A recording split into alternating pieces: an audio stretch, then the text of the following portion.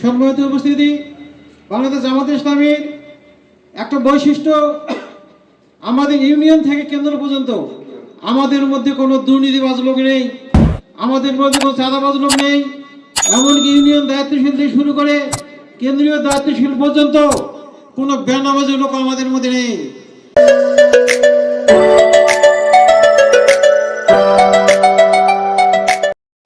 সালাম, আসসালামু আলাইকুম। সর্বপ্রথম আল্লাহর শুকরিয়া জ্ঞাপন করছি যে মহান আল্লাহর অশেষ কৃপায় আমরা সাংবাদিকদেরকে নিয়ে এখানে উপস্থিত হওয়ার পেরেছি। সেই আল্লাহ দরবারে শুকরিয়া জ্ঞাপন করি, বলি আলহামদুলিল্লাহ।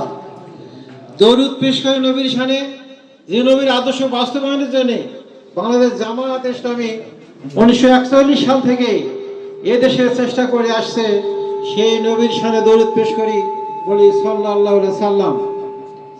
এরপরে আত্মার মাগফিরাত কামনা করছি। বদর, ওহদ, খন্দক থেকে শুরু করে যুগে যুগে আল্লাহর জমিনে আল্লাহ দিন প্রতিষ্ঠা করতে গিয়ে যে সকল মধ্যে মুজাহিদ নিজেদের জানমাল বিলিয়ে দিয়েছেন, সর্বশেষ 5 আগস্টের আন্দোলনে এক তরুণ ছাত্র জনতা এবং শিশু বন্ধু জীবন দিয়ে এই দেশটাকে দ্বিতীয়বার মতো স্বাধীন করে গেলেন। সবার আত্মার মাগফিরাত কামনা করি, বলি আল্লাহুম্মা আমিন। সম্মানিত উপস্থিতি, আপনারা সাংবাদিক বিন্দু দ্বিতীয়বারের মতো, এর আগে আমরা একবার দেখেছিলাম, আপনারা এসেছিলেন। দ্বিতীয়বারের মতো আজকের আমাদের মৌলানা নুরুল আমিন ভাইয়ের এই সাংবাদিক মত বিনিময় সভায় আপনারা উপস্থিত হয়েছেন, এজন্য আমি আপনাদেরকে আন্তরিকভাবে শুভেচ্ছা জানাচ্ছি। সম্মানিত উপস্থিতি, আমাদের পীরগঞ্জ এলাকার জামাত ইসলামীর পক্ষ থেকে অনেক আশা নিয়ে পীরগঞ্জকে একটা আদর্শ পীরগঞ্জে উপনীত করার নিয়তে আমরা এখানে মৌলানা নুরুল আমিন ভাইকে এখানে জাতীয় সংসদ সদস্য প্রার্থী হিসেবে দাঁড় করে দিতে পেরেছি।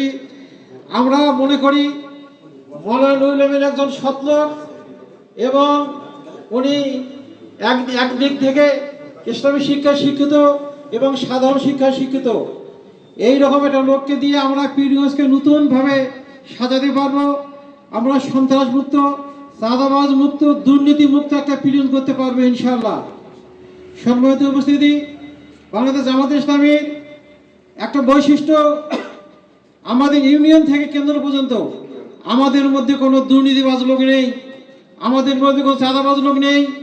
এমনকি ইউনিয়ন দায়িত্বশীল থেকে শুরু করে কেন্দ্রীয় দায়িত্বশীল পর্যন্ত কোনো বেনামাজি লোক আমাদের মধ্যে নেই।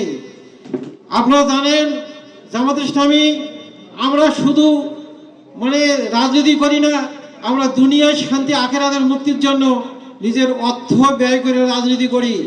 যেহেতু আমরা নিজের পকেটের পয়সা খরচ করে রাজনীতি করি, এজন্যে আমাদের লোক ক্ষমতায় গেলে দুর্নীতি হওয়ার কোনো সম্ভাবনা নাই। তার আমরা নজির স্থাপন করেছি।